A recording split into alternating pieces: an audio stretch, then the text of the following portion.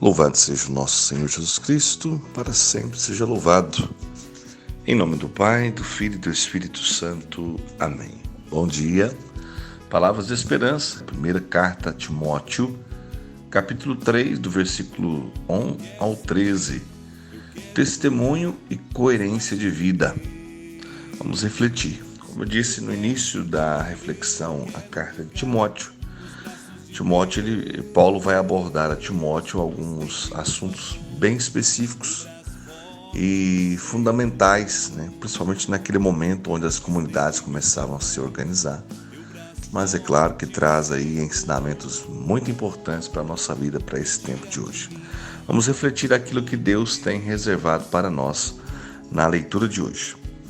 Eis uma coisa certa: quem aspira ao episcopado saiba que está desejando uma função sublime, porque o bispo tem o dever de ser irrepreensível, casado uma só vez, sóbrio, prudente, regrado no seu proceder, hospitaleiro, capaz de ensinar. Não deve ser dado a bebidas, nem violento, mas condescendente, pacífico, desinteressado. Deve saber governar bem a sua casa, educar os seus filhos na obediência e na castidade. Pois quem não sabe governar a sua própria casa, como terá cuidado da igreja de Deus? Não pode ser um recém-convertido para não acontecer que, ofuscado pela vaidade, venha a cair na mesma condenação que o demônio.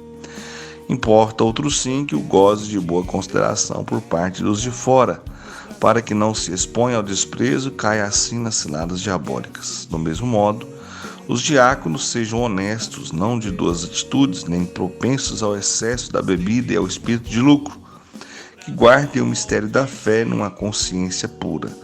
Antes de poderem exercer o seu ministério, sejam provados para que se tenha certeza que são irrepreensíveis. As mulheres também sejam honestas, não difamadoras, mas sóbrias e fiéis em tudo.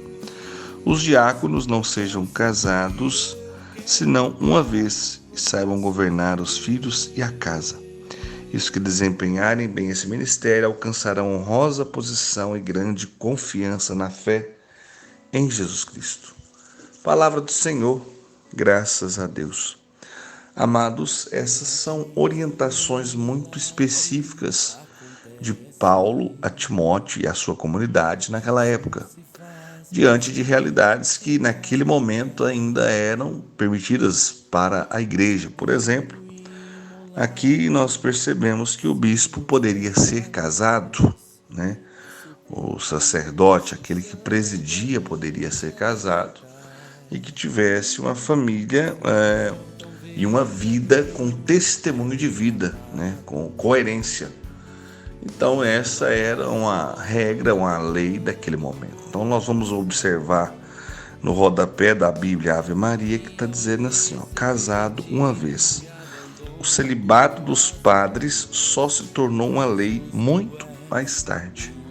Então naquele momento onde as comunidades começavam a ser organizadas, não era ainda um discernimento por parte daqueles que conduziam as comunidades. Só um tempo depois, eu não sei te dar precisamente, eu não sei aqui com clareza qual o tempo, não busquei essa informação, porque é apenas um título de curiosidade, mas somente um tempo depois, sob a luz do Espírito Santo, que a igreja foi discernir e observar a necessidade daquele que presidia a comunidade, no caso do bispo, do padre e também do diácono. No caso do diácono ainda até hoje, existe o diácono permanente. Esse caso aí, eles são casados uma só vez, tem uma série de observações. Inclusive tenho 2 amigos muito próximos a mim que estão estudando aí, estão no seminário, são casados, têm filhos, mas aí serão diáconos permanentes. Mas eles, no caso, têm algumas atividades que o sacerdote realiza que o diácono permanente não realiza. No caso, principalmente aí da Santa Eucaristia, da celebração da Santa Missa. Naquele momento ali, ele é somente do sacerdote. Então, são situações que naquele momento Paulo direcionava Timóteo e dava essas regras importantes que precisavam ser seguidas. E no versículo 11 ele vai falar sobre as mulheres, no caso que as diaconisas ou as mulheres dos diáconos, como elas deveriam também se comportar. Vocês lembram na leitura de ontem das recomendações importantes aí que Paulo dava às mulheres daquele tempo e, claro, para nós hoje, né, para as mulheres dos tempos de hoje, trazendo essas realidades, né, da forma de se comportar de forma coerente, de forma nobre, de forma modesta, né, a importância de observar isso tudo. E aí, no caso, o versículo 11 vai dizer: as mulheres também sejam honestas, não difamadoras, mas sóbrias e fiéis em tudo. Tanto no caso as mulheres como os diáconos, aqueles que aspiram ao episcopado. Por isso que eu coloquei aqui duas coisas importantes para qualquer cristão. Vamos, no caso, agora analisar essa leitura sobre a luz daquelas que são cristãos. Precisamos ter testemunho de vida e coerência de vida. O que é isso? Inclusive o evangelho de hoje vai falar exatamente isso, né? Dessa questão de parecer algo belo por fora, mas dentro do coração está vazio, está aí podre. Não adianta, nós precisamos refletir, colocar para fora realmente aquilo que está dentro. Então, se nós somos cristãos, somos filhos de Deus e queremos dar testemunho de vida, dentro de nós precisa ter coisas boas. Como que vai ter coisas boas? Alimentando-se com coisas boas, alimentando a vida com coisas boas, com riquezas, riquezas espirituais, riquezas no sentido de qualidades, de virtudes. É isso que nós temos que preencher a nossa vida. E Paulo está dizendo exatamente isso. Olha, vocês que aspiram, desejam o episcopado, né? Saibam que esta é uma função sublime. Realmente, como é bonito quando percebemos a decisão, né, de muitos jovens aí, tanto homens como mulheres, né? As mulheres aí para seguirem sua vida consagrada, os homens também no sentido do sacerdócio.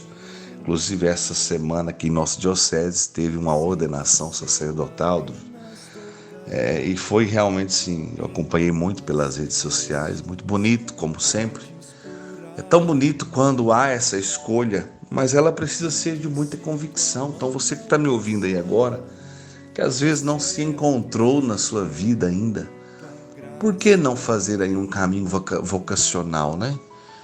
Observar aquilo que está à sua volta. Às vezes muitos relutam com essa vocação, com esse chamado e são infelizes a vida inteira.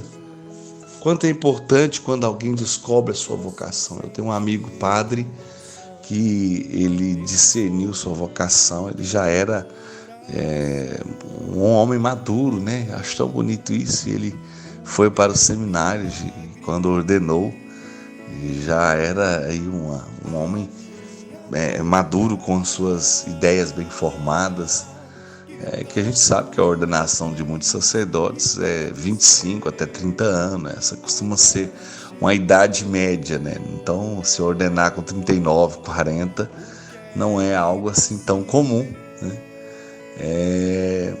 E é tão bom ver ele, encontrar ele, ver a sua alegria, a sua felicidade em ser sacerdote, falar: eu me encontrei aqui. Isso é tão bonito, né? Quando a pessoa se encontra naquilo que ela escolheu viver diante de Deus. Então, a gente percebe a importância de amar a sua escolha, de amar a sua vocação. E aqui eu digo para aqueles que estão na dúvida e quem sabe podem fazer aí ter uma conversa com um sacerdote, receber uma orientação, fazer um encontro vocacional, e quem sabe discernir aí a sua vocação. E aqueles que discernem pela vocação do sacramento do matrimônio, precisam viver isso também com muito amor, com muita entrega, com muita doação. Às vezes eu venho Como eu já disse que outras oportunidades, eu e minha esposa somos padrinhos de casamento de muitas pessoas. E quando eles vêm nos convidar, eles vêm assim com um certo receio, né? E com muito carinho a gente sempre aceita, sempre acolhe, sempre parabeniza pela escolha. Na maioria das vezes eles dizem assim: vocês até agora são os únicos padrinhos que fizeram, desculpa a expressão aqui para vocês entenderem, essa propaganda boa do casamento. Eu falei, meu Deus, mas é algo que a gente vive tão bem, é algo assim que eu acho tão sublime, que é tão maravilhoso, desde o momento tão bonito da celebração, como os primeiros anos, e posso dizer hoje com 14 anos de casado, que é algo tão maravilhoso. Como eu não vou dizer algo bom daquilo que eu sou feliz em viver? Então eu tenho que testemunhar. E a leitura hoje fala exatamente isso: testemunho, coerência, saber fazer as escolhas e assumir diante dessas escolhas tudo aquilo que ela vai te proporcionar. Então é preciso realmente ter sabedoria e discernimento. E hoje até um convite muito especial que eu quero fazer a você, meu irmão, minha irmã. Você vê que a reflexão hoje eu estou fazendo ela de uma forma um pouco diferente, porque eu sei que às vezes pouco, às vezes nenhum sacerdote ou seminarista, muito menos bispo, vai ouvir uma mensagem como essa. Então apenas nós estamos fazendo um comentário da leitura e refletindo sobre isso, sobre a questão das escolhas. E agora, nesse momento, eu quero fazer você rezar, convidar você a rezar comigo pelos sacerdotes, pelos bispos, pelos diáconos, mas principalmente por aqueles jovens que ainda não discerniram a sua vocação, e que, quando discernem a vocação, que vivam um testemunho coerente de vida, para que esse testemunho possa arrastar muitos outros que estão à sua volta. Quantas crianças, quantos jovens a gente percebe que discerniu a sua vocação pelo testemunho de outros sacerdotes, pela amizade com outros sacerdotes, e ali perceberam que era aquele realmente o seu chamado. É tão bonito quando você percebe esse zelo, esse pastoreio por parte dos bispos, dos padres e também dos diáconos, para que esse testemunho de vida possa arrebanhar mais operários para a messe. É tão bonito quando isso acontece. Então hoje nós queremos, nessas palavras de esperança, nós queremos, Senhor, nos colocar diante da sua presença, rezando pela igreja, rezando pelos bispos do Brasil e do mundo inteiro, rezando aí por aqueles que estão, todos aqueles que estão envolvidos aí na CNBB, Conferência Nacional dos Bispos do Brasil, que o Senhor possa abençoar a cada um nas decisões e em tudo aquilo que tem que fazer. Abençoai os nossos sacerdotes. Quem é o seu padre? Aqui na minha paróquia, meu pároco é o Padre Lucas e o Padre Kleber, são os dois sacerdotes aqui da minha paróquia. Peça a Deus em favor deles agora nesse instante, daqueles que são seus párocos aí na sua comunidade, para que Deus possa derramar sobre eles o Espírito Santo, para que eles tomem sábias decisões, sejam sustentados aí pela graça e pela misericórdia de Deus, e para que eles sejam para nós, comunidade, testemunho de vida, testemunho de amor, testemunho de respeito, de zelo pela igreja, de zelo por aquilo que é o sagrado. Então nós pedimos ao Pai que em nome de Jesus abençoe a toda a sua igreja.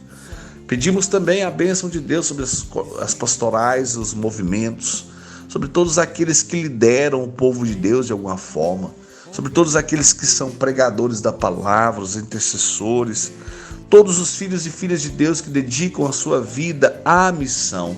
Rezamos também pelos missionários, aqueles que vão para terras distantes, mas aqueles que são missionários aí bem pertinho de você, no seu bairro, na sua comunidade.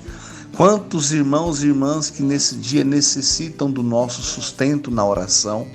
Quantos filhos e filhas de Deus que doam sua vida pela missão, que se colocam à disposição do outro e que muitas das vezes não recebe nem um obrigado e muito menos a nossa oração. Então nós queremos clamar nesse dia, Senhor, em favor da igreja, para que ela seja cada vez mais santa, para que ela seja, Senhor, cada vez mais amor e misericórdia nesse mundo. E que cada vez mais a igreja possa gerar santos para o mundo. Senhor, dai a nós fiéis, a nós povo de Deus, desejo de santidade, obediência e respeito para com os nossos bispos, sacerdotes e diáconos. Dai-nos um coração orante, para que nós possamos rezar constantemente por aqueles que abrem mão de todas as suas vontades para viver a vontade de Deus e administrar as obras de Deus, aquilo que é de Deus para o mundo. Que nós possamos clamar ao Senhor o seu socorro, a sua compaixão e a sua misericórdia em favor de cada um daqueles que tem se doado para que a evangelização aconteça, para que a palavra de Deus não morra, mas que ela chegue aos corações, seja fecunda nos corações e produzam frutos de vida nova, frutos de santidade, frutos de testemunho e coerência de vida.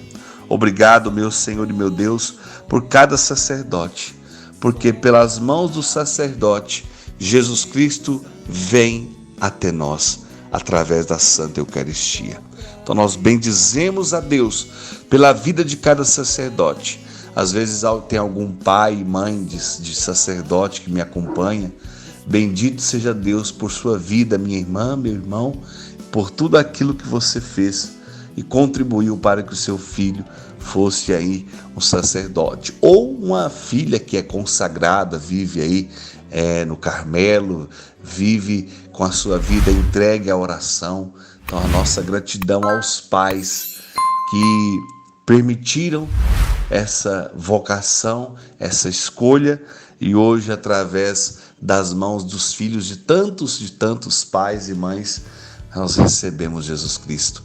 Então a nossa gratidão também às famílias dos bispos, dos padres, dos diáconos, das freiras e de tantos consagrados e consagradas que existem mundo afora. A nossa gratidão a toda a família de cada um desses filhos e filhas amados de Deus. Glórias ao Pai, ao Filho e ao Espírito Santo, como era no princípio, agora e sempre. Amém. Louvado seja o nosso Senhor Jesus Cristo, para sempre seja louvado, em nome do Pai, do Filho e do Espírito Santo. Amém. Abraço a todos, um bom dia. Não se esqueça, sede santos como Deus é santo. Pois só tu tens, Senhor, palavras de esperança, teu amor, Senhor, e tua graça me alcança.